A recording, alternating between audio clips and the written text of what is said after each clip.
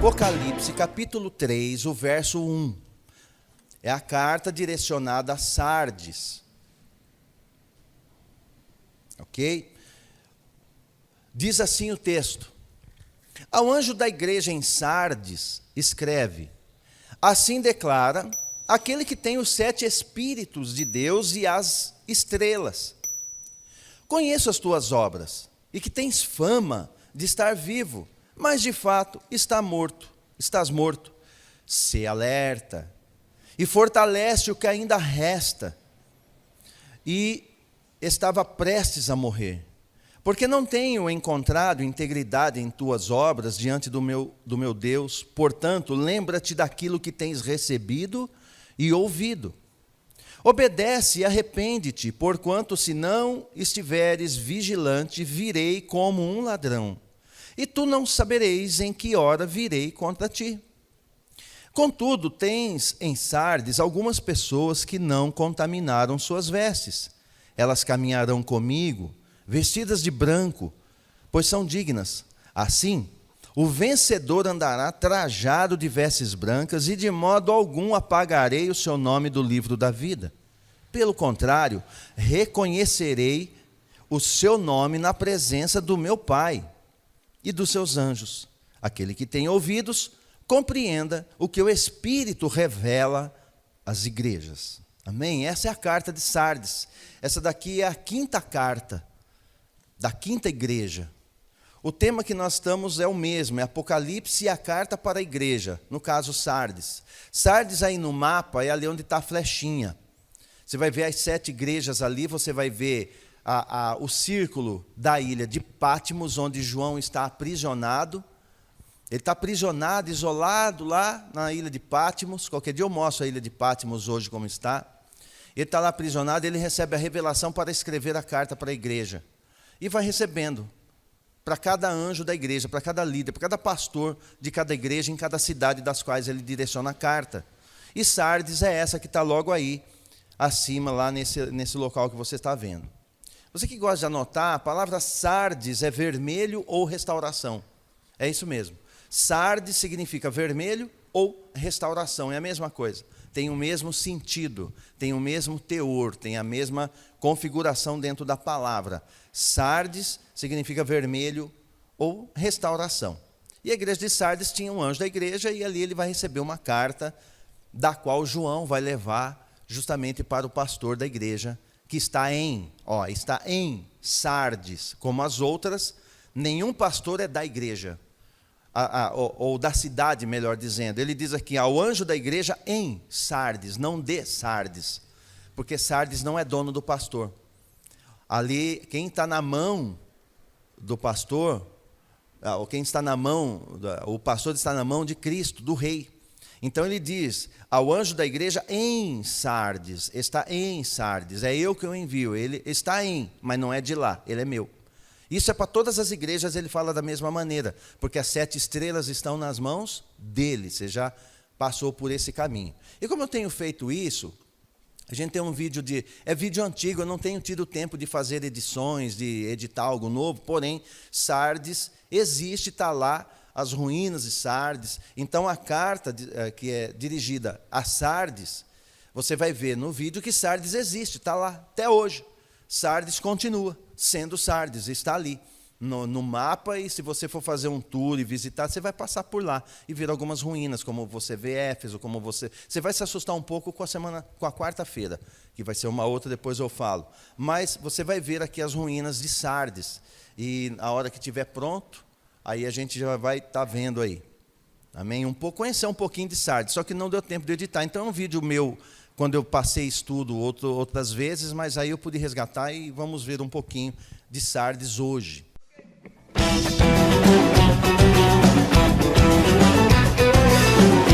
בואו נזוז קצת, אתם יכולים לזוז, הללויה. הנה אל ישועתי, הנה אל ישועתי אפתח, הנה אל ישועתי אפתח, ולא אפחד ולא אפחד.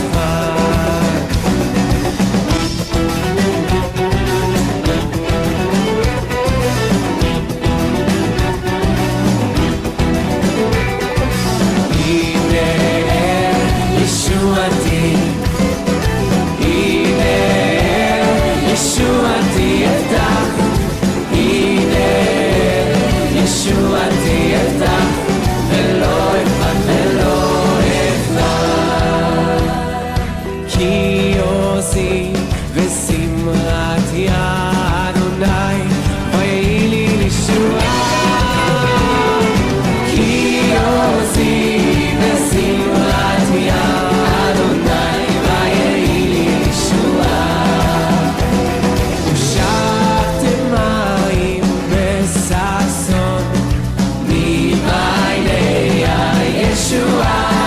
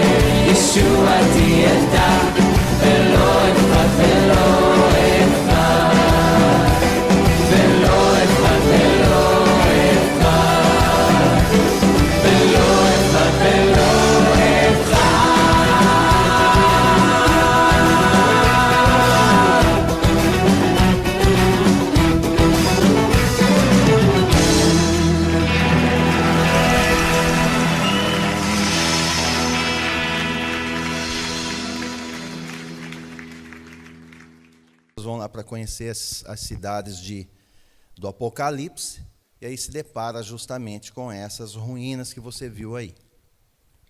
Amém? Então, um pouquinho de Sardes. Sardes existiu. Geograficamente ele existiu. Essa carta foi direcionada a um pastor que estava na igreja nessa cidade. E aí essa carta vem com um teor ali, e eu vou ler com vocês, são poucos versículos, então nós vamos, antes da mesa, a gente vai discorrer um pouquinho para você entender o que isso significa. E eu vou começar, lógico, pelo primeiro versículo. Então eu vou tentar ser mais dinâmico, por ser até um domingo, então eu vou tentar ser mais dinâmico um pouco. E diz o texto aqui, logo no verso 1: ao anjo da igreja em Sardes escreve, assim declara aquele que tem. O que ele tem? Os 7 Espíritos de Deus. Olha que interessante, ele tem os 7 Espíritos de Deus e as estrelas. Depois você vai falar com essas tuas obras, que tens fama de que está vivo, mas de fato está morto. Assim como Tiatira, que eu li ontem, é uma pré-figura da Igreja Universal Apostólica Romana. Quem estava ontem sabe o que é isso? É uma pré-figura dessa igreja. Hoje, Sardes também é uma pré-figura da Reforma Protestante. É uma pré-figura da Reforma Protestante. Porque houve uma reforma. Depois de Tiatira, onde houve aquela questão toda, aquelas trevas todas, então vem Sardes. E qual é a maior característica de Sardes aqui? Qual é a maior característica dela? É uma que tem fama de estar viva, mas está morta. Ela tem uma fama, ela tem um nome, ela tem uma presença, ela tem uma condição, e ela tem fama de estar viva. Essa é a característica. Nem tudo que dá certo é certo, e nem tudo que dá errado é errado. E aqui no caso de Sardes, olha que interessante, nem tudo que dá certo é de Deus, e nem tudo que dá errado é do diabo. Porque Sardes estava dando muito certo. Era uma igreja que quem olhasse para ela, falava, que igreja rica, que igreja próspera, que igreja avivada, ela está viva, está avivada. E era mentira. Era uma mentira oculta, porque o Criador olhava, o rei olhou e falou, você tem fama, mas deixa eu te falar, eu vejo além, você está morta. E ele fala isso para Sardes, que ela estava morta. O que é a aprovação do Altíssimo na igreja? Veja bem, o que aprova uma igreja diante dele? Vida. Diga, vida. É a única coisa que vai achar aprovação diante do Altíssimo, uma igreja, alguém achar aprovação diante dele é a vida, não é a fama. Então a vida de uma igreja, ela não pode ser pautada no Instagram. Se você entrar no Instagram, tem igrejas que parecem que é uma romba, que é tremendo, que coisa maravilhosa, que monumento, que quanta coisa, quantas obras, quanta coisa boa, O Instagram vai falar isso. O Facebook também vai falar isso. Mas aí o pai olha e fala, está morta. Porque para ele, o estar vivo não é esta fama, não é essa projeção. Para ele, uma igreja que está viva, ela tem a vida nela. Ela tem a vida nela. Outra coisa que é bom você entender dentro dessa aprovação, não é o número de pessoas, não é a riqueza financeira e nem é a movimentação que ela faz, mas é a vida. É a vida. Pode ter 10 pessoas, mas ela pode ter vida nela. E ele olha e vê que ela está viva, ela tem vida. E ela pode ter milhares de pessoas com muita movimentação, com muito dinheiro, com muita projeção, com muita fama, mas ele olha e fala, está morta. Ela está morta. O mundo olha, todo mundo olha, parece que é muita coisa, não, está morta. Ela está morta, era o caso de Sardes, onde você percebe que ela não tinha isso. Sardes era uma igreja que quem olhasse ia enxergar isso aqui, ó. Não era estratégia humana. Há um detalhe que é bom você prestar atenção, que é assim, ó. O que mantém uma igreja viva? Não é estratégia humana. Uma estratégia humana consegue encher a igreja, consegue deixar ela projetada. Nós aqui temos pessoas que são craques na mídia. Pode projetar a igreja, pode fazer, não é errado. O detalhe que se foca só nisso é uma projeção humana. Então pode fazer show, pode fazer muitas coisas para poder projetar e trazer pessoas. Sardes fazia isso. Então Sardes estava assim, quem olhasse era avivada, cheia de movimento. Se fosse nos dias de hoje, ela cuidava ela tinha asilo, tinha orfanato, tinha rede de homens, de crianças, de mulheres, ela cuidava de tudo, ela era assim movimentada, atirada, todo mundo sabia. Se Sardes estivesse hoje, ela seria essa igreja com tudo em dia. Porém, ele olha e fala, está morta. Para mim está morta. Porque Sardes, ela não tem vida. Embora ela está avivada aos olhos humanos, ela está morta aos olhos divinos. E aqui é um problema, porque o rei está dizendo que ela está morta. E só tem um problema aqui, causado aqui, nessa situação. Onde que está o problema?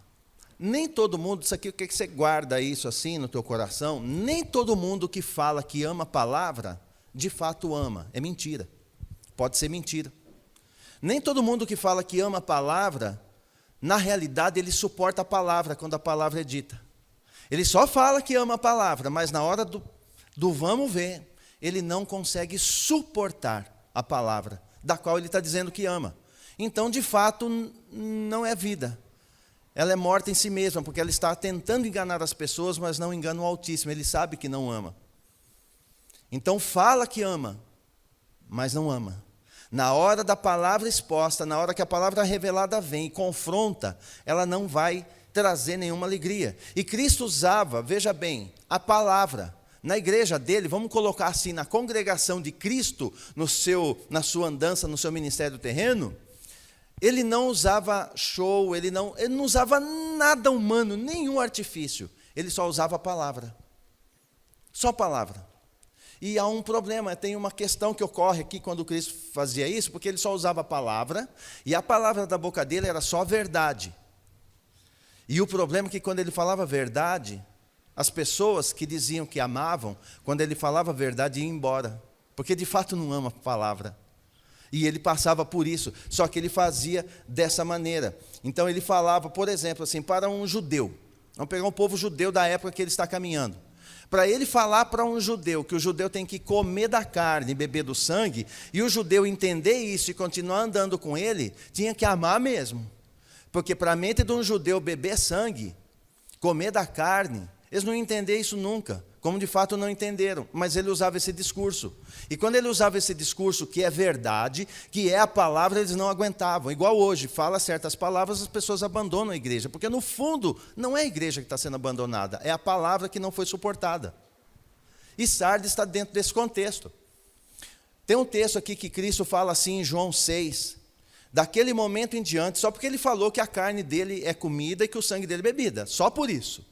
Daquele momento em diante, muitos dos seus discípulos recuaram e não mais andaram com ele. Ou seja, era mentira, não aguentaram a verdade. Então Jesus interpelou os 12, aí ele vira para os 12 e fala, vós também desejais ir embora? Ele vai dizer, vocês estão querendo ir embora? Mas Simão Pedro respondeu a ele, Senhor, para quem iremos nós? Para quem iremos nós? Tu tens as palavras do quê? De vida. Vida, a vida está na palavra. Não está no movimento, está na palavra. Pode ter muito movimento e ser morta. Se tiver muito movimento e não tem palavra, é uma igreja morta em si mesma. O avivamento dela está preso à movimentação. E não a palavra. Tem que amar a palavra, primeiro o reino. Quando fala primeiro o reino, é primeiro a palavra do rei. O resto pode ter, mas é preciso amar a palavra primeiro. E aqui eles abandonam. Sendo assim, diz aqui, sendo assim, nós temos crido e reconhecido que tu és o Cristo, o Filho do Deus vivo.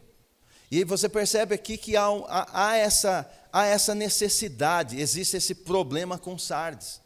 Porque Sardes tem fama de estar muito viva, mas ela está morta. O rei está dizendo que está morta, não tem como contestar, ela está morta.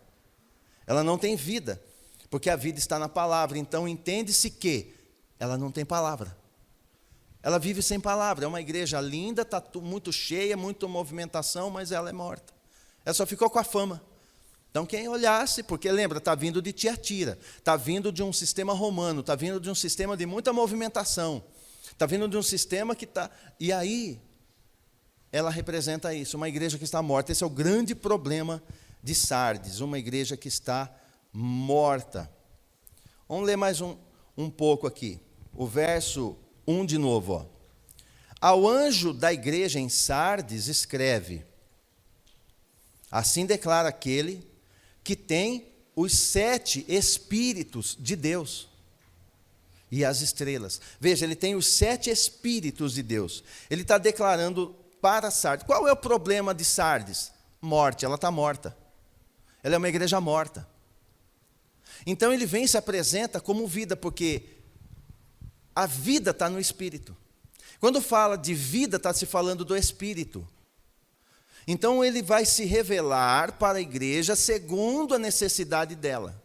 Hoje ele está se revelando àqueles que parecem que têm vida, mas estão mortos. Mas ele diz, eu sou aquele que tem os 7 Espíritos, eu posso te dar vida, Sardes. É o que ele está dizendo. Então ele se apresenta com a necessidade dela. Como ela está morta, ele diz, eu tenho vida. Por quê? Porque eu tenho 7 Espíritos de Deus, que na verdade é um Espírito com 7 características, que é o Espírito Santo. Então ele está dizendo, eu tenho os 7 Espíritos de Deus. João 6,60, ele diz assim, portanto, muitos dos seus discípulos, ao ouvirem isso, disseram, dura é essa declaração, quem poderá compreendê-la?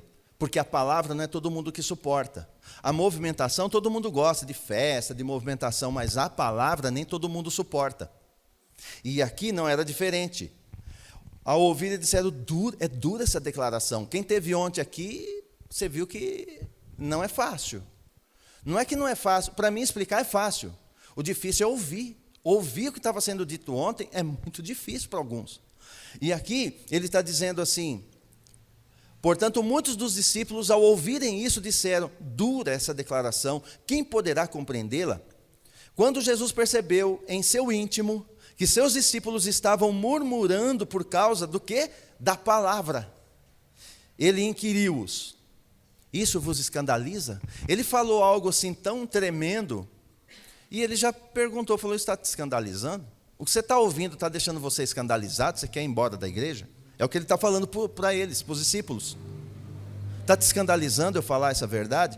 E vai dizendo isso para eles. E diz assim: o que acontecerá quando virdes o Filho do Homem ascender para o lugar onde estava antes? Porque vocês vão ver, eu vou ressuscitar e vou subir. O que vocês vão dizer quando vocês verem isso? É o Espírito que dá vida. A carne em nada se aproveita. As palavras que eu vos tenho dito são espírito e são vida. Então Cristo gera vida a partir da palavra revelada, não a palavra lida, não a letra mata, mas o Espírito vivifica o que ele fala. Então, se você lê muita Bíblia, mas não vê a revelação da palavra, é um livro comum. Mas quando a revelação vem, ela te pega. A revelação, ela vem e ela vai trazer vida. Ela aviva você. Outra coisa. Então, Sardes aqui, ela continua. Lembra que eu falei? As 3 primeiras igrejas, elas passaram. As últimas quatro, Tiatira, Sardes, Filadélfia e Laodiceia, elas vão até a volta de Cristo, elas não passam. Porque até hoje acontece isso daqui. Até hoje ocorre como está aqui em Sardes. Não suporta a palavra, não aguenta a palavra, porque o único mecanismo de gerar vida é a palavra. Se eu renuncio à palavra, eu estou morto em mim mesmo, mesmo sendo salvo. E Sardes está passando por isso aqui, ele continua assim. Embora Sardes aponta para a igreja da reforma protestante, e aqui que é o X, ela aponta para a reforma protestante, esse protesto não foi tão grande assim. Esse protesto não protestou tanto assim. O que era a igreja protestante? Você sabe que a igreja romana, Roma juntou-se com a igreja, montou a igreja universal apostólica romana, que é universal, eu expliquei ontem, universal é católica. Juntou-se, formou-se, ficou sendo religião oficial do Estado. Ficando oficial do Estado, caminhou. Quando ela vai caminhando, em meados do ano de 1500, Martinho Lutero, que era um monge, era um padre, aí ele começa a trazer luz a algumas coisas e vai vir a chamada reforma protestante, porque vai reformar, vai reformular aquele entendimento. E aí, essa igreja representa esse período. Ela não está no período, mas ela representa esse período da história. Agora, tinha 2 situações aqui. Por quê? Porque eles protestaram, na verdade, mas não saíram de lá. Então, eles protestavam aqueles dogmas da igreja, mas não saíram da igreja. De então, que estava corrompida, mas não lia a palavra, era pelo preceito da igreja, a igreja falou, está falado, ninguém lia as escrituras, era proibido, se lesse morria. Mas aí vem a reforma, que dá início muito antes de Lutero, é que Lutero ficou famoso. E vem Lutero e ele vai trazer essa chamada reforma protestante, que vai trazer alguns protestos, mas não protestou como deveria protestar. E tinha 2 situações aqui. Primeiro, protestavam, mas não saíam do sistema religioso. Então protesta, mas fica lá. Você conhece gente assim? Ele protesta, fala: não, eu não acredito, eu não me dobro para isso daí, mas não sai de lá. É um caso. Então protesta, mas não sai. Segundo, protesta, sai do sistema religioso, mas o sistema religioso não sai da pessoa. E isso tem a ver conosco. Eu saio de um sistema religioso, é um caso, eu protesto. O que é protestar? Eu não concordo com aquilo porque eu estou descobrindo a palavra. Eu voltei a ler, eu consegui ter revelação. Agora eu sei quem é Cristo, eu sei que quem salva é Cristo. E eu saio. Agora eu saio, ou eu fico protestando e ficando, que era um caso, ou protesto, saio e trago religiosidade comigo. Aí quando chega aqui, e você vai falar assim, a ceia, ela representa a graça. Mas como ele veio com religiosidade, ele fala assim: não, mas eu não mereço, eu não posso. Porque ele veio de lá com a mentalidade de que lá não pode, é só o clero que podia tomar o vinho. Então aqui ele não pode fazer. Então ele veio, conheceu a verdade, mas a religiosidade está engruvinhada dentro dele. Ele não consegue entender que Cristo é graça. E ele chama todos para a mesa. Esse é um caso.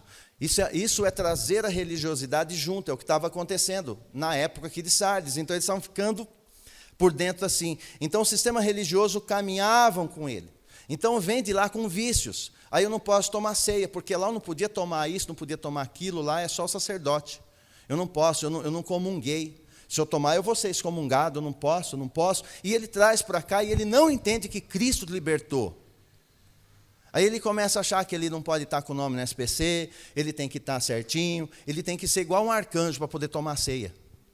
E ele não consegue quebrar dentro dele essa religiosidade, ele não arrebenta dentro dele a religiosidade, aí ele não participa da mesa, porque ele não quer vida em si mesmo. Eles confundem religião com relacionamento. Religião é uma coisa, e coisa mesmo que é abominável, mas Cristo chama para um relacionamento. Ele não te chama para uma religião, te chama para uma relação de pai para filho, é diferente. Ele não te condena, ele morreu para te salvar. Quando ele foi para lá, eu já era pecador. Quando ele foi para a cruz, ele já sabia do meu pecado. Então, se ele já morreu por minha causa lá, por que eu não posso vir na mesa dele que ele está convidando? Entende? Mas se eu saio do sistema, mas o sistema fica dentro de mim, eu chego aqui e vou agir como religioso. Eu não posso, porque eu não mereço. Não, ninguém merece. É graça. Ninguém merece. Ceia não é para merecido, para quem merece. E batismo. Aí saiu algumas religiosidades. Por exemplo, batismo teve que mudar. O sistema de ceia teve que mudar, porque era praticado na religião de um jeito, mas em Cristo vem trazendo liberdade. Uma liberdade da própria religiosidade. Uma libertação. Para você entender o andamento dessas cartas, entenda bem, Éfeso abandonou o primeiro amor. Esmirna foi perseguida. Por quê? Porque abandonou o primeiro amor, é perseguida. Pérgamo se torna mundana. Tiatira ficou em trevas e Sardes morre. Esse é o andamento das 7 cartas. É o andamento. Se você trouxer tudo isso para o pessoal, se eu não me arrependo, normalmente eu vou ser perseguido. Porque se eu não me arrependo é porque eu fiz algo errado, do qual eu sei que é errado, mas não quero me arrepender. Arrependimento não é sentimento, é dar meia volta, é mudar atitude. Se você não muda atitude, tem brecha aberta, os demônios vão perseguir. É o que aconteceu. Então abandonou o primeiro amor, que no caso é o melhor amor. Aí ela é perseguida, então a pessoa abandona, ela não quer, ela abandona, ela não se arrepende, ela abandona simplesmente, e aí ela é perseguida. Aí ela se torna mundana, porque se ficar mundano, eu deixo de ser perseguido, aí eu vou ser aceito na roda, aí eu consigo falar palavrão igual o outro, ele para de pegar no meu pé. Aí eu vou fazer piada suja junto com ele, porque daí ele para de pegar no meu pé, vão me aceitar na roda. Então aí se torna mundano. Só que lembre-se, é um filho, não dá para deixar de ser filho. O rei está só de olho. E aí se torna mundana. Como se torna mundana, automaticamente entra nas trevas. E se entrar nas trevas, o próximo passo é morrer. Um morto espiritual morre espiritualmente. Alguns morrem até fisicamente, longe do caminho do Senhor. Por quê? Porque ele passa por esse trajeto. Então as cartas vão denunciar o trajeto pessoal, o trajeto histórico e o trajeto profético da igreja, pela história. Todas elas vão fazer isso. Qual é a reunião, pastor, que gera a vida? É aquela reunião que mexe comigo. Não é aquela que me agrada os ouvidos e dá coceira nos ouvidos. Não é aquela que mexe, é aquela que me confronta. Por que me confrontou? Porque está vivo. Você já viu um morto confrontar alguém? Cristo chega a dizer assim, deixa os mortos enterrar os mortos, porque está tudo morto. O morto não faz nada. Mas uma palavra viva deixa você inquieto no banco, deixa você assim, por dentro, assim, com vontade de dar um tiro na cara do pastor. Eu já ouvi esse termo. Pessoas dizem isso. O pastor falava que ia dar um tiro na cara dele. Alguém contando um testemunho e dizendo. Lógico que ele não fez isso. É só para dizer assim, que a palavra estava me provocando. Aí é vida. Porque a palavra viva é aquela que mexe com você. É aquela que te tira você do conforto, aquela que te confronta. Aí é a palavra viva. É uma palavra que vem e é viva. Porque morto é acomodado. Ele não vai conseguir mexer com ninguém mesmo. Apocalipse 3, de novo, verso 1. Ao anjo da igreja em Sardes escreve: Assim declara aquele que tem as 7 Espíritos de Deus e as estrelas. Quais? As 7 estrelas. Os líderes. Por que ele vai usar esse termo aqui? Ó? Ele tem as 7 estrelas na mão. As 7 estrelas são os 7 líderes, os 7 pastores das 7 igrejas. E no capítulo 1 ele fala que ele tem os 7 na mão dele. Estão os 7 com ele, pertence a ele. Tem um livro, eu não sei se eu coloquei aí, quem gosta de leitura, chama-se, do autor Justo Gonzalez. É a história da igreja. Se você ver ali, você vai ver muito mais amplo do que o que eu estou falando. Ali vai falar de algumas coisas da história da igreja, e vai chegar num momento em que ele vai dizer, isso está nos anais da história, que é o tempo das trevas que a igreja viveu, é Tiatira. Tiatira fez com que a igreja vivesse um período de trevas. Desde o ano 500 até o ano aí de 1500, pura treva, não tinha luz.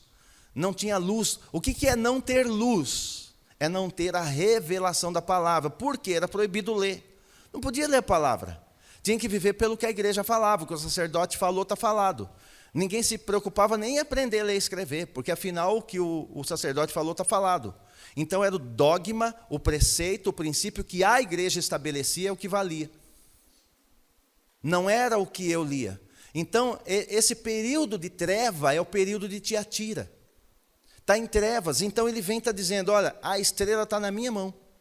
Ou seja, eu tenho 7 espíritos e eu tenho as estrelas. Elas estão comigo. Até aqui, por que ele usa esse termo, as estrelas? Porque até aqui as estrelas estavam apagadas. Por que apagada? Porque ninguém poderia ler. Ninguém tinha revelação. Ninguém pregava a palavra.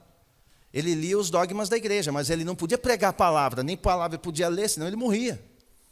Até os líderes, as estrelas estavam apagadas, mas ele disse, está na minha mão. E ó, deixa eu dizer, a vida também está comigo. Então vai chegar a hora agora de começar a acender.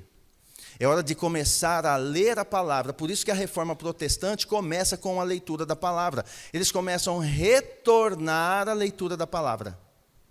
Começa de novo a retornar à leitura da palavra. O advento da reforma, uma das coisas que fez a reforma e provocou muito a igreja romana, é o fato da leitura da palavra, voltar a ler a palavra. Martinho Lutero, por exemplo, ele era um monge, como eu disse, ele era um padre. Mas ele inventou de ler, porque como um monge, um sacerdote, ele até podia ler. Eles não liam porque também não fazia questão, mas aí ele leu. Quando ele leu e viu assim, a salvação é pela graça, ele falou, opa, espera lá. Houve uma luz, iluminou ele. Espera aí, a salvação é pela graça, não pelas obras? Mas então não precisa pagar indulgência para ir para o céu? E ali ele foi fazendo as suas teses e começou uma luta muito grande. E começou uma batalha. Ali começa o movimento da reforma e nasce os protestantes. Eu e você somos chamados de hereges, protestantes, porque protestamos contra os dogmas da igreja, não contra a verdade. Nós preferimos a verdade. E por isso que ele está dizendo, eu tenho 7 espíritos, eu tenho as estrelas, vão voltar a brilhar. Vocês vão voltar a ler a Escritura. Eu vou trazer vocês de volta para a luz da revelação da palavra. A palavra. Sardes precisava da palavra. Eu preciso da palavra revelada. Eu não preciso de mais nada além da palavra. Senhor, basta uma palavra e meu servo será curado. Uma palavra, então eu só preciso da palavra. E ali ele vai trazer de novo, não é a letra, mas a palavra revelada, o espírito que a palavra está trazendo vida para ela. A luz, veja bem, ele vai trazer de volta a luz. O Salmo 36, verso 9, diz assim, ó, pois em ti está a fonte da vida. Graças à tua luz, somos iluminados. Ou seja, esta luz aqui é a revelação da palavra. Então aqui, luz está relacionado à vida, e vida relacionada à palavra. Então ele está dizendo, agora em Sardes vai começar a voltar a ter luz. Voltando a ter luz, tem revelação. Tendo revelação, começa a ter vida.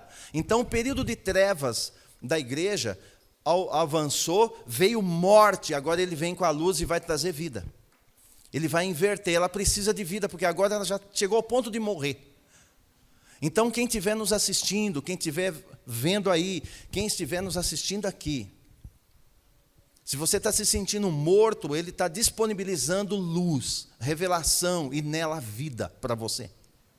Ele está fazendo isso, Ele disponibiliza vida para isso. Por isso que Sardes está morta, porque ela estava sem luz até aqui. E Cristo se apresenta para ela: eu tenho as 7 estrelas na mão e eu tenho 7 espíritos, ou seja, eu tenho vida, eu tenho tudo para vocês. O que vocês precisam eu tenho, está aqui. Então a igreja romana estabeleceu o clero, vocês já sabem disso, que era uma cúpula que poderia ter contato com o Criador, mas o povão não, criou-se o clero. Quando veio a reforma, eles não tiraram o clero, esse é que é o problema. Então a reforma não foi tão boa assim, a ponto de ela teria que ter continuado. Ela foi boa para iniciar, mas não continuou. Então montou-se o clero, aí veio a reforma, manteve-se o clero. Sustentou o clero manteve-se. Nós temos que continuar essa reforma. O que é continuar a reforma? Eu continuo tendo que apresentar para você a luz da palavra. Você precisa entender que a palavra ilumina a minha vida, lâmpada para os meus pés e luz para o meu caminho é a tua palavra. Salmo 119. Então eu preciso da palavra. O Salmo 119 tem 176 versículos. Todos os versículos falam da própria palavra. Porque a palavra é luz que ilumina o meu caminho. Eu preciso da palavra. E ele está se apresentando para Sardes, dizendo: você já morreu? Pois é, deixa eu iluminar e trazer agora de fato. Você pensa, todo mundo pensa e você tem fama de viva, mas está morta. Então deixa eu me apresentar como vida para você. Então ele vem e se apresenta para Sardes assim. Aí o verso 2 ele diz: se alerta e fortalece o que ainda resta, e estava prestes a morrer. Porque eu não tenho encontrado integridade em tuas obras diante do meu Deus. 2 interpretações aqui. Primeiro, havia o fato de uma perseguição aos reformadores, o que voltaram a ler a palavra. Havia uma perseguição, como hoje começa a ter de novo, né? Havia uma perseguição aos reformadores ali da igreja, é um fato, é uma linha de pensamento. Mas eu sou mais na segunda linha de pensamento, que é trazer o que restava da doutrina dos apóstolos, porque por causa da perseguição, das trevas de Tiatira, os escritos originais, tudo estava sendo destruído, tudo estava sumindo, ninguém sabia mais nada de nada, ninguém sabia. E restava ainda um pouquinho de escritura, restava um pouco dos escritos, restava um pouco do que Cristo falou, restava um pouco das escrituras. Então ele está dizendo: se alerta e fortalece o que ainda resta. E estava prestes a morrer, iria morrer as escrituras. Se não fosse Sardes acordar, você não teria uma Bíblia hoje. Porque ali começa a ver um reacender, a pegar os resquícios, os pedaços, o pouco de pergaminho, de papiro, o que tinha. Começou-se a reunir, porque ele fala: é preciso voltar, senão vai morrer tudo, vocês vão ficar sem escritura. E eu preciso da escritura, porque ela vai revelar a mim pelo Espírito. Então tinha que fazer isso. Doutrina dos apóstolos, eu falei agora de pouco. Por exemplo, a doutrina do batismo já tinha mudado, não batizava mais como a palavra manda. A doutrina da ceia já tinha mudado, não tinha ceia mais, tinha outra coisa. Foi mudando, foi alterando tudo isso. E agora tinha que trazer de volta todos esses ensinos com a doutrina dos apóstolos, porque é na doutrina dos apóstolos e dos profetas que a igreja é estabelecida. É a palavra que diz. E ele diz mais aqui algo triste, que triste, porque existem obras, mas não são íntegras, ele diz. Por quê? Por que essa obra que ele está falando de Sardes, ela não é íntegra? Porque é uma obra que está fazendo misturada ainda com a doutrina de Jezabel, com ensinos errados. A boa vontade de fazer, tudo bem, faz com boa vontade, mas a obra sai misturada. Já viu o texto que diz que um vidro de perfume, se cair uma mosca morta, estraga o vidro inteiro? Pois é. A verdade é verdade revelada, mas se misturar uma coisinha, pronto, já está mistura. Para ele não pode ter mistura no vinho, não pode ter mistura na palavra, não pode ter mistura na revelação. Não pode ter mistura. A palavra é o que você precisa. Eu também, nós precisamos. Verso 3, portanto, lembra-te daquilo que tens recebido e ouvido. Obedece e arrepende-te. Porquanto, se não estiveres vigilante, virei como um ladrão, e tu não sabereis a que hora virei contra ti. O que ele está falando para Sardes? Ó, vigia. E se arrepender, como eu disse, é dar meia volta. Estou indo aqui, dou meia volta e vou para lá. Isso é arrependimento, é dar meia volta. Roubava, não rouba mais. Mentia, não mente mais. Prostituía, não prostitui mais. Isso é arrependimento. Arrependimento não é discurso e nem sentimento. Não é chorar, ficar aquela... Não. O arrependimento é dar a meia volta. Arrependimento está ligado à metanoia, mudança de mente, muda o pensamento, muda a atitude. Isso é arrependimento. Posso errar, mas uma vez só aquele erro. Depois não, tem que ter um erro novo na tua vida. Aquele erro tem que mudar. Davi adulterou só uma vez. Ele se arrependeu. Como eu sei que arrependeu? Porque não adulterou de novo. Arrependimento é dar a meia volta. E ele está dizendo, dá a meia volta. Obedece, dá meia volta, se arrepende. Porque se não estiveres vigilante, eu virei como um ladrão. Veja, olha que interessante. Quando é que Cristo vem como um ladrão? No rapto da igreja. Ele vem como um ladrão. E eles não saberão que ele veio. Não vai saber que ele veio. Olha que interessante, ele não está falando com o mundão, ele está falando com a igreja. Ele está falando assim, olha, se arrepende, dá meia volta, senão vocês não vão saber quando eu vim. Porque eu venho como um ladrão e vocês não vão saber quando eu vim. Vocês não vão saber, não sabereis a que horas eu virei. E olha o detalhe, contra ti, porque se ele não for raptar você, quem fica, ele está contra. Ele está contra, não tem para quem ocorrer. Ele só é a meu favor se eu for levado. Cristo vem como um ladrão. Ladrão, você já viu um ladrão entrar numa casa e levar pinico embora? Nem existe mais esse negócio, né? Alguém viu o ladrão entrar na casa e levar um cabo de vassoura velho? Por quê? Porque ladrão só leva o que é precioso. Ele fala, eu vou vir como um ladrão, eu vou levar só o que me é precioso, e vocês não vão ver. Ou seja, vocês vão ficar aí. É o que ele está dizendo para Sardes. É preciso dar a meia volta, senão vai ficar aí. O contexto é esse. Nesse contexto vocês ficam, mas não é salvo, mas não sobe, não vai ser raptado, não vou te levar. Porque você não dá meia volta, você nem luta para mudar. Você nem se esforça para mudar. Eu não vejo nem a intenção do teu coração para mudar. Eu falo, então vai ficar aí, Sardes. Eu posso às vezes estar lutando e não estar conseguindo, mas quando ele lê lá dentro, ele vê o quanto que está me doendo, porque eu quero mudar. Eu estou lutando para mudar. E aí ele vai falar assim, eu estou vendo lá dentro, eu sei que a tua intenção é verdadeira. Ele só atua num território chamado verdade, ele não atua na mentira. Então ele diz aqui, verso 4, contudo tens em Sardes algumas pessoas que não contaminaram suas vestes. Elas caminharão comigo. Ele está dizendo assim, eu vou vir como ladrão, mas elas eu levo. Tem algumas que eu vou levar. Elas caminharão comigo vestidas de branco, por são dignas. Por que ela é digna? Então, se é digna, ele não está falando de salvação, ele está falando de ser vencedor, não de ser salvo. Porque para ser salvo, eu nunca vou ser digno, ela é graça. É pura graça. E o que é vestes limpas que ele diz aqui? São obras de justiça. Vestes limpas são obras de justiça que eu pratico. Isso vai arrumando as minhas vestes perante o rei. São obras de justiça. Não é salvação. Salvação não é por obra minha nem tua, é obra dele. Ele fez tudo. O que eu falo? Nada, eu só confesso a ele como o meu salvador, o meu resgatador. Reconheço quem ele é. Pronto, nasci de novo, estou salvo. Agora eu começo a praticar obras nele. Ele é o caminho, lembra? Vou andar nele agora e começo a praticar obras de justiça, algo que agrade a ele. E vou praticando, isso vai contando e eu vou tecendo a minha própria veste. E ele está dizendo assim, ó, tem algumas pessoas que não contaminaram as suas vestes, estão vestidos, mas está contaminada. Está vestido, mas está contaminado. As que estão com vestes brancas, essas aí, ó, elas caminharão comigo. Vestidas de branco, porque elas são dignas. Dignas. A gente está vivendo um tempo de contaminação de vestes muito grande, nesse período de tempo agora. Por quê? Porque ela diz que está fazendo para o Pai, mas não está fazendo. Isso é contaminar as vestes.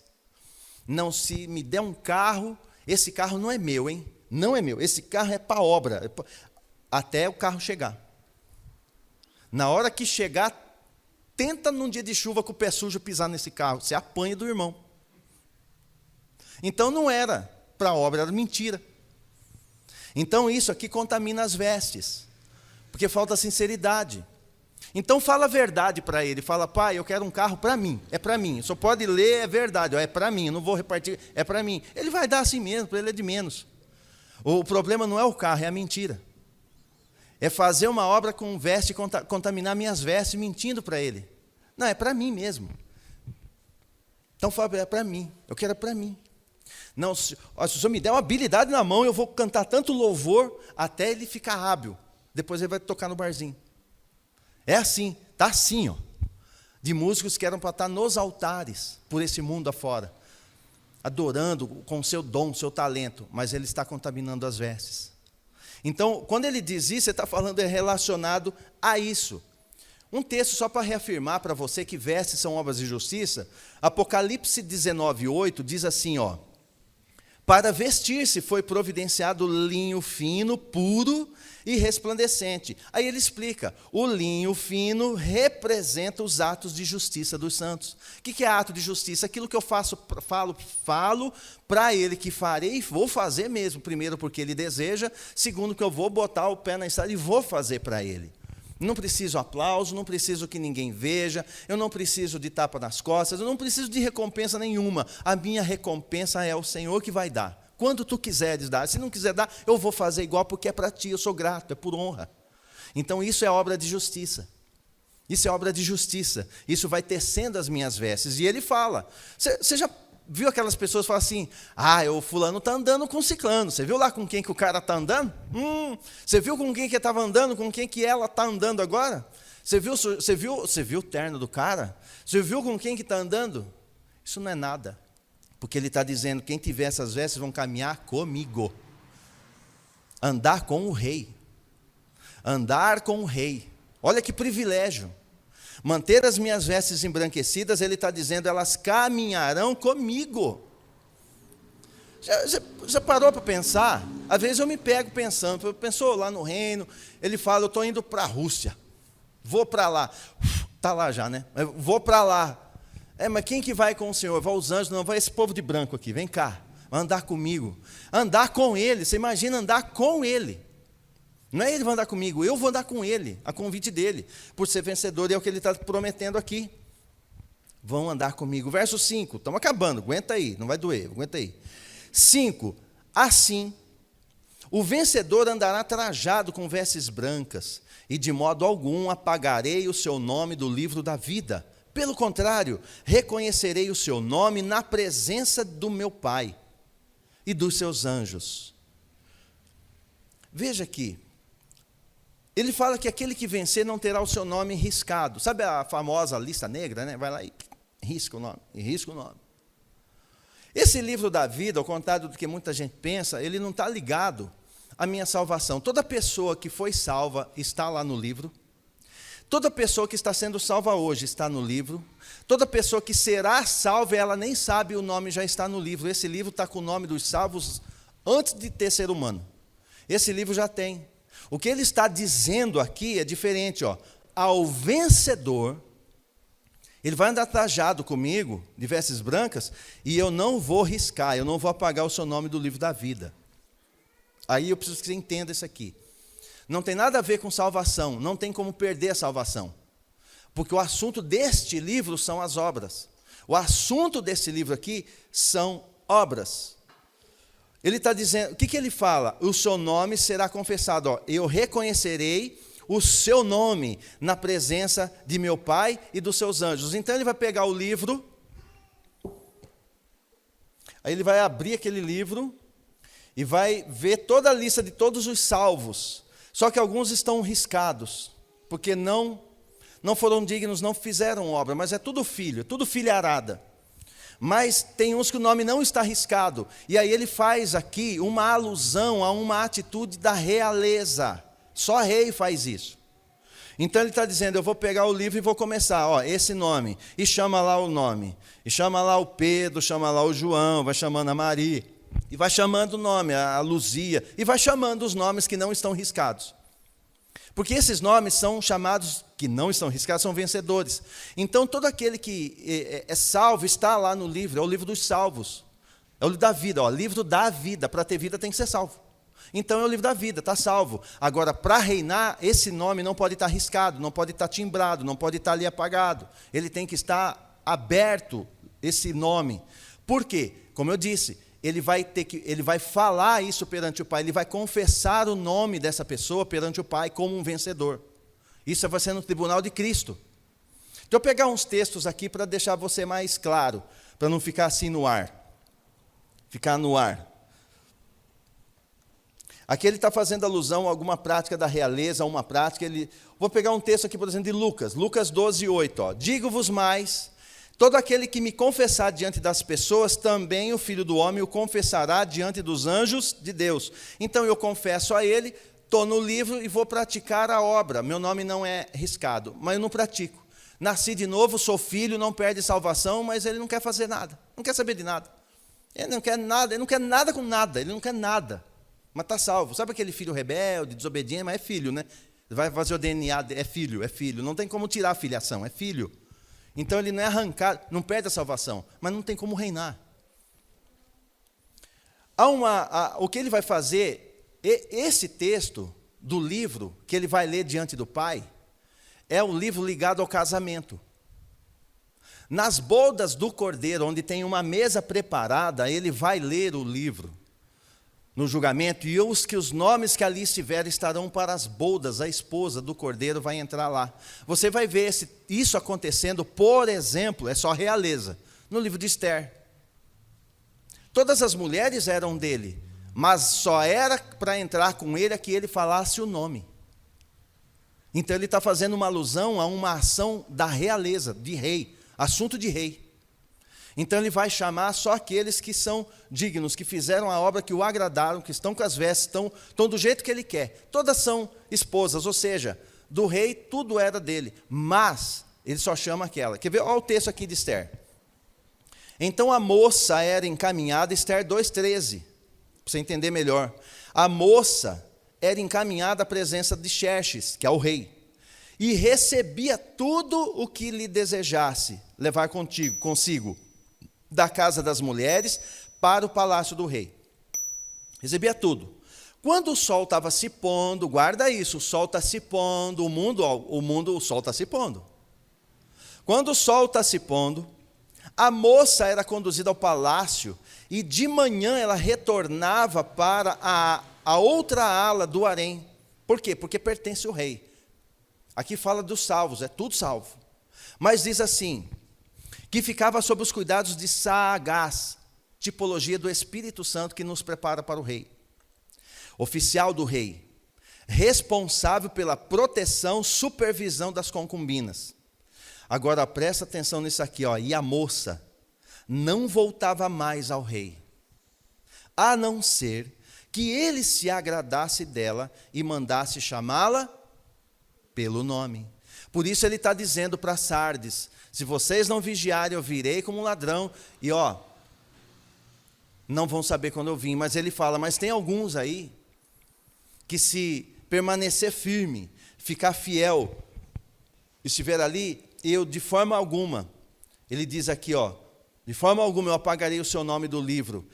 Pelo contrário, eu receberei o seu nome, ao contrário, reconhecerei o seu nome na presença do meu Pai e dos anjos. Ou seja, é vencedor, porque o assunto aqui é vencedor, ao vencedor, não é o salvo ela já é. Então o vencedor, ele vai declarar o teu nome. Imagina no tribunal de Cristo, ele abrindo o livro e o teu nome não está lá. É filho, está salvo, filho, você vai ter que ficar aí para a disciplina, porque não deu certo, você não obedeceu.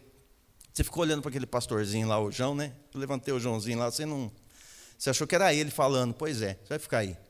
Mas se você prestou atenção, ele vai ver teu nome lá, e ele vai olhar o nome ali e vai falar assim, Darcy Pérez Gouveia, aqui minha direita. Aí ele vai chamando o senhor Antônio, e vai chamando um por um pelo nome. Ele vai chamando pelo nome, chega lá Renata, e vai chamando a Renata, e vai chamando ali a pastora Néia, ele não chama a pastora Néia, chama pelo nome, mas vai chamando todo mundo, ele vai chamar lá a Gabriele, e vai chamando o nome, o Robson, olha aqui o Robson, olha aqui, esse aqui tinha apelido de pastor, pois é, o Luiz Andrade, e vai chamando pelo nome. tá todo mundo salvo, mas o nome ele vai chamar só quem for vencedor. Porque ele vai fazer uma ação da realeza, é rei que faz isso. Você viu com Esther? Todas as mulheres eram dele, mas tem uma que ele se agradava. Só que ele chamasse pelo nome é que podia entrar para as bodas. Meu pai, me arrepiei inteiro. Só os vencedores é que vão entrar. Só os vencedores vão entrar. Só os vencedores é que vão ter essa regalia de entrar lá perante a presença dele. Então vale a pena sim sofrer pelo nome dele, aguentar a afronta pelo nome dele, confessar o nome dele. Não esconde que você é crente, não esconde que você ama Cristo. Não esconde, fala, não, eu creio em Cristo, creio nos princípios, amo realmente a palavra, não consigo praticar tudo, mas Ele sabe que eu estou lutando, eu quero melhorar a cada dia, Ele sabe o que eu estou fazendo, vai confessando. Quando chegar aquele dia, fala assim, como você confessou meu nome, eu vou confessar o teu. É isso que Ele diz. Se confessares o meu nome diante dos homens, eu confessarei o teu diante do meu Pai. Pensou? Você chegar naquele dia no tribunal e passa uma folhinha, e passa outra, e passa outra, e passa outra, e passa outra. Ó, o Breno, cadê o Breno? Ó, o Breno, e assim vai. Ó que alegria para todos nós. E assim, eu sei que ele trata de forma particular, agora é uma heresia minha, né? Uma heresia minha. Eu fico imaginando assim, ele olhando, porque ele vai lembrar da promessa dele, né? Ele vai lembrar da promessa dele, ele vai falar, ele vai abrir assim, ele olha ali assim, ele vai lendo, aí ele passa uma página, aí ele passa outro, aí passa outro. Ele pode muito bem, eu não sei se vai acontecer, tá? Isso não é teologicamente não é provado, isso é ponto de vista meu. Mas ele pode muito bem chegar e falar assim, olha ali assim. Tiago Carvalho e família. Porque é tu e tua casa, lembra? É tu e tua casa. Ele tem promessa para tu e tua casa. Então não desista dos teus, porque ele nunca desistiu dos meus. Se ele não desiste dos meus, eu não posso desistir. Vocês deram risada, né? Vai que o pastor está certo nessa aí, hein? Eu vou estudar. Mas é um ponto de vista que eu tenho com base no que ele mesmo fala. Então eu preciso ser firme, eu preciso me manter fiel a ele, sabendo que tem coisas grandes para mim, na mesa dele. Vou terminar aqui, ó. Aquele que tem ouvidos, você tem ouvido? Tem alguém aqui que tem um probleminha? Não?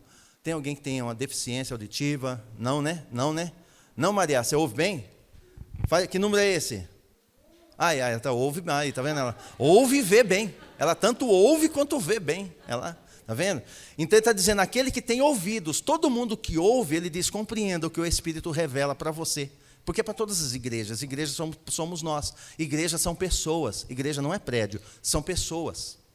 Você é a igreja. Então ele está dizendo, se der ouvido, ou seja, se obedecer essa palavra e entender isso, você simplesmente vai estar com o nome não riscado, mas vai estar lá.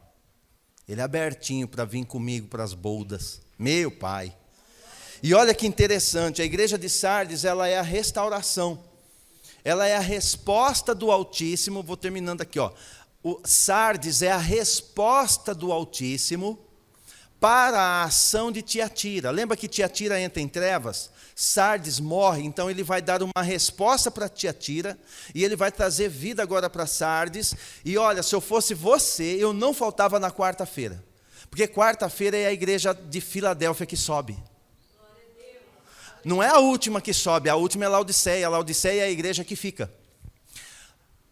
Filadélfia e Laodiceia são as duas últimas igrejas. As duas estão no mesmo período. Uma vai, a outra fica. Depois de Sardes, que começa a ter a luz da palavra, que começa a ter esta ação do Espírito Santo, a próxima é a igreja de Laodiceia. Laodiceia significa amor fraternal. Amor fraternal, aquela que ama os irmãos, aquela que exercita o amor na mesa, aquela que ama os irmãos. Isto é Filadélfia. E é a única igreja que sobe. E deixa eu te falar, pode vir sem medo. É a única igreja que não tem nenhuma repreensão. Por quê? Porque agrada tanto ele, ele vai levar Filadélfia por cima. Filadélfia vai subir. Ele vai levar. Então ele vai fazer isso com Filadélfia. Infelizmente, Laodiceia fica. O que eu faço para ser um vencedor segundo a igreja de Sardes, então? Primeiro, eu preciso andar na luz da revelação. Na luz da revelação. Não leia as Escrituras somente. Busque o Espírito Santo para ele te revelar ela. Para ele falar o que ele está falando com você. Para eu ser um vencedor, 11º lugar, porque as outras já foram de cada carta tem um indicativo. E 12º lugar, precisamos não contaminar as nossas vestes. Ou seja, quando fizer para ele, faz para ele mesmo. Porque se você fizer para mim, você vai decepcionar. Tem dia que eu não vou estar bom para te dar um tapinha nas costas, vai ficar com raiva. Mas faz para ele. Ele não dá tapinha nas costas, ele dá recompensa. Ele te dá um reino. Então faça sempre para ele. Segundo Sardes, a carta a Sardes, para eu ser um vencedor, eu preciso desses 2 itens, que no caso é o 11º e o 12º, que é, eu preciso andar na luz da revelação, ou seja, sair das trevas, eu preciso da palavra revelada, e eu preciso não contaminar as minhas vestes, ou seja, toda obra que eu fizer tem que ser feita para ele, por ele, é com ele, é dele, é por ele, é sempre ele, tudo é ele. Então eu preciso fazer isso. E quarta-feira vem Filadélfia. Irmãos, eu estou vibrando, Filadélfia é a igreja que sobe. É a igreja que sobe. Eu vou melhorar para você animar. Quarta-feira eu vou falar de você. É a igreja que vai subir. Filadélfia é a igreja que sobe, ela não tem repreensão, ela sobe. Porque como veio a iluminação em Sardes, ela começou a ver, Filadélfia, ela, tchau. Ele vem como um ladrão, ninguém vai perceber. E olha, você vai se assustar. Quem não conhece, vai conhecer, você vai se assustar. O que é que sobrou de Filadélfia? No vídeo. Eu vou te mostrar. O vídeo dá para mostrar em 5 segundos. Não sobrou praticamente nada. Por quê? Porque Filadélfia é que sobe. Tem escombro de todas elas, mas de Filadélfia é muito pouco. Eu vou te mostrar. Eu vou te mostrar a cidade de hoje, porque escombro foi para cima, ela subiu. Amém? Vamos ficar de pé? Passou um pouquinho, porque, como eu disse, eu estou obedecendo ele, então acaba tendo que ler a carta com vocês e aí alonga um pouquinho. Eu vou orar pelos elementos aqui. E se você entendeu a mensagem, a mesa é para você. Independente do estado que você se encontra, é para você. Mas eu não sou dessa igreja. Quem disse que você é de alguma igreja? Você é a igreja. Quem disse que é o pastor João que está te convidando? É Cristo que te chama à mesa. Por quê? Porque você precisa, não merece não, precisa. A ceia é graça, é porque eu necessito dela, eu preciso dela. É necessidade. Aquele que come minha carne e bebe meu sangue, viverá por mim. É o que ele fala. Então ele chama todos para vir à mesa. E vindo à mesa, aí eu participo com ele de uma mesa da qual eu estou só treinando aqui. Porque quando ele vier como um ladrão, ele vai levar para uma outra mesa. E lá vai estar eu e vai estar você. Amém? Pai, eu quero apresentar perante Ti e consagrar o pão e também o cálice na Tua presença. Para que possamos ativar a nossa memória, não somente uma memória passada, mas uma memória futura do que está por vir. Porque nós somos aqueles que têm o nome escrito e que não está riscado. Assim creio e assim eu oro para que o Teu Espírito nos conduza a esse dia dessa maneira. Eu apresento a Ti a minha gratidão e que esse elemento do pão e do cálice possa ativar a nossa memória, para que nos lembre o quanto custou para o Teu corpo, o Teu sangue, quanto custou para nos ter em Tua presença. E que a gente lembre quão amado nós somos. O Senhor viveu, morreu, ressuscitou e breve voltará. Que hoje, ao tomarmos o cálice, isso seja avivado no nosso interior. Em nome de Cristo. Amém. Você vai pegar o pão, vai pegar o cálice. E depois nós vamos cear juntos. Vamos cear juntos.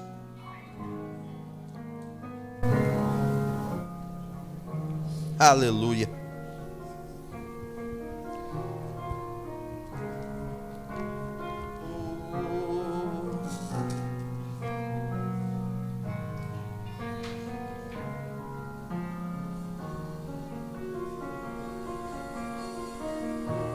Os homens e seus espelhos mágicos, nada veio além de si mesmo. Se esqueceram daquele que um dia viveu entre nós e que veio cumprir segundo já estava escrito. Nasceu, sofreu, morreu por nós. Seu sangue lá na cruz derramou. Nasceu, sofreu. Os homens e seus espelhos mágicos, só veio Cristo vencido em dor. Não conhecem a cruz vazia, pois ressuscitou. E nenhum toque de vida do Filho do amor. Nasceu, sofreu, morreu por nós. Seu sangue lá na cruz derramou. Nasceu, sofreu, morreu por nós. Seu sangue lá na cruz derramou. Nasceu, sofreu, na cruz lutou, na cruz venceu e sua vida nos deu, pra que a vida estivesse em nós. Na cruz lutou, na cruz venceu e sua vida nos deu, pra que a vida estivesse em nós.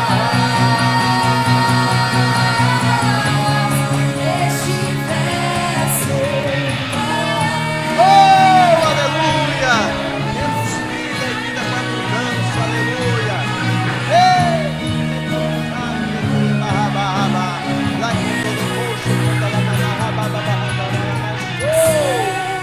Sofreu, morreu por nós. Seu sangue lá na cruz derramou. Nasceu, sofreu, morreu por nós. Seu sangue lá na cruz derramou. Nasceu, sofreu. Oh, aleluia! Para que a vida chegasse até nós. Pegue o pedaço de pão e olhe para ele, feche teus olhos e veja a vida dele entrando em você. Lá na cruz ele deu a vida dele para nos tirar da morte. Ele tomou a nossa morte para nos dar a sua vida, e ele fez isso entregando o seu corpo. Por isso ele diz: aquele que come da minha carne e bebe do meu sangue terão a minha vida nele. Então nós vamos comer do pão nessa certeza de que não somos rejeitados por ele, pelo contrário, somos amados, a ponto de ser tão amado pelo Pai, que o Pai dá o Filho, e o Filho se entrega para agradar o Pai, e agora o próprio Filho nos tem como uma amada esposa, a esposa do Cordeiro. E ele diz: toda vez que você se juntar, faça isso para lembrar de mim, porque eu nunca me esqueci de você. Na cruz ele lembrou de mim. Na cruz ele sofreu, ele morreu, foi sepultado, mas ele ressuscitou. Tudo isso por amor. Coma do pão agora. Vamos comer juntos do pão. E lembre-se, enquanto come. Nasceu, sofreu, morreu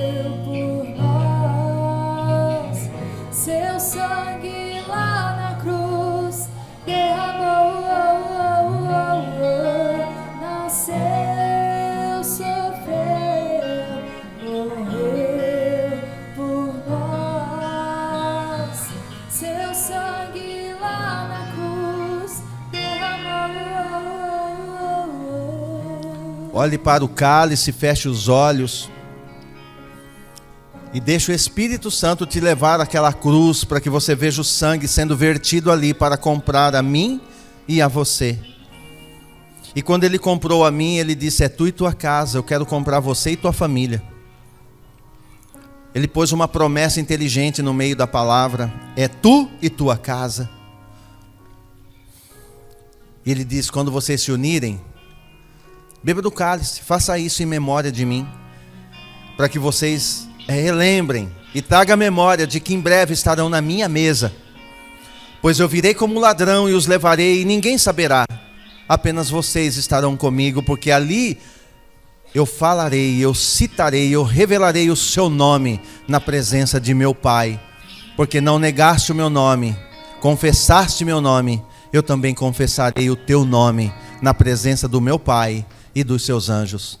Então beba do cálice e lembre desse glorioso dia. Beba do cálice. Na cruz lutou,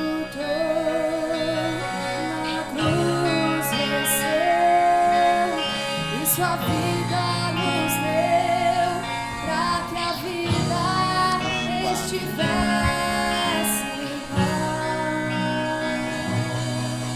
Na cruz lutou, na cruz venceu, e sua vida nos deu, para que a vida estivesse em paz,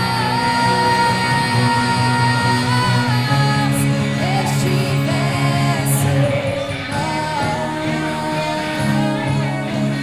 Ah, meu Pai. Aleluia, meu Pai. Aleluia, aleluia, aleluia. Aleluia. Aleluia. Aleluia. Aleluia. Se você ler outra carta, ele dirá, lá ele diz assim: aquele que vencer, eu lhe darei uma pedra branca. E nessa pedra branca escreverei o teu novo nome. Olha que interessante. Ele abre o livro da vida e chama pelo nome. Eu fico imaginando a cena. Eu fico idealizando assim a cena. Ele vai e chama pelo nome. Ele vai e chama a pessoa pelo nome. E ele coroado, os olhos acesos como chama de fogo, já passou por dentro de mim e já me provou. Ele olhou. E aí ele abre aquele livro ali. Ele abre aquele. Vem cá você, pode deixar o violão ali um pouquinho, vem cá, que com teatro o povo entende mais. Imagina, ele abre o livro. Aí você só está ali. Está aqui assim na frente. Está na frente, bem na frente. Pode vir mais para frente, na frente. Aí ele abre o livro. Como que é teu nome completo? Mateus Crisol Bersani. Imagina, ele abre o livro. Pode ser o teu nome, é só para você entender. Naquele dia o rei, ele abre o livro, está o Pai no trono, cercado de serafins e querubins. Aí ele abre, aquela multidão ali na frente. E ele vai folheando o livro, aí ele abre, não está arriscado, e fala assim: Mateus Crisol Bersani. Aí ele chama e fala assim: vem para a minha direita. Para a minha direita. E como esse nome é meio esquisito, eu vou te dar um novo nome. Uma pedra branca, você é a pedra branca, eu vou cravar um novo nome para você. E quando eu for andar, eu vou andar com você, porque você vai andar comigo. Agora você imagina ele fazendo isso com você. Você consegue idealizar algo assim? Eu viajo, e não é na maionese, é no celeste mesmo. É no celeste. Ele chamando o teu nome, mudando o teu nome. Ele chama pelo nome terreno, que é o que você conhece, mas ele vai revelar um novo nome para você. E depois fala: vem andar comigo Tem até aquela música da Luísa Rosa, né? Vem andar comigo. Vem andar comigo. Eu estou revelando para você um destino profético para nós. Isso é para nós. São para os vencedores. Ele vai chamar cada um. E vai dar um novo nome a cada um que ele chamar. E ele só vai chamar se o nome estiver escrito. E não riscado. Porque salvo está, mas ele quer que esteja aberto para ele. E eu imagino essa cena. E eu vejo ele chamando cada um de vós. E chamando para caminhar com ele. Estou descrevendo a nossa vida. O nosso futuro muito em breve. Muito em breve. Num abrir e fechar de olhos. Eu virei e não saberão que eu vim, mas eu te levarei. Amém? Pai. Ah, meu Pai. Muita viagem, né, Pai? Obrigado, Pai, por esse dia. Obrigado por cada vida.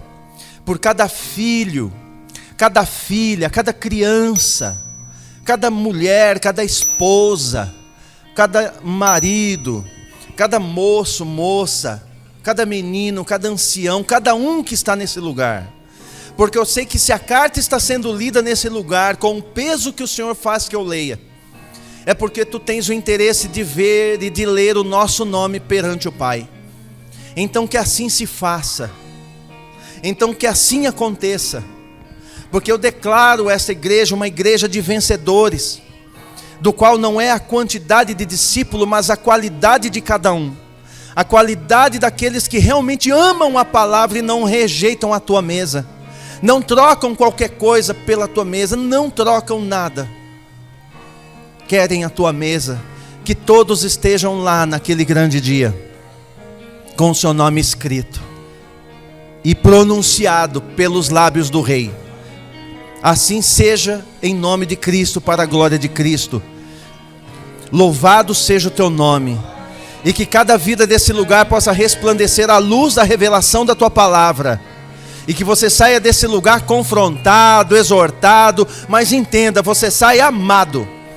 Você sai querido, você sai desejado. Você sai como um vencedor que está caminhando para aquele grande dia, o dia de estar diante do trono do Cordeiro, cujo seu nome é vencedor.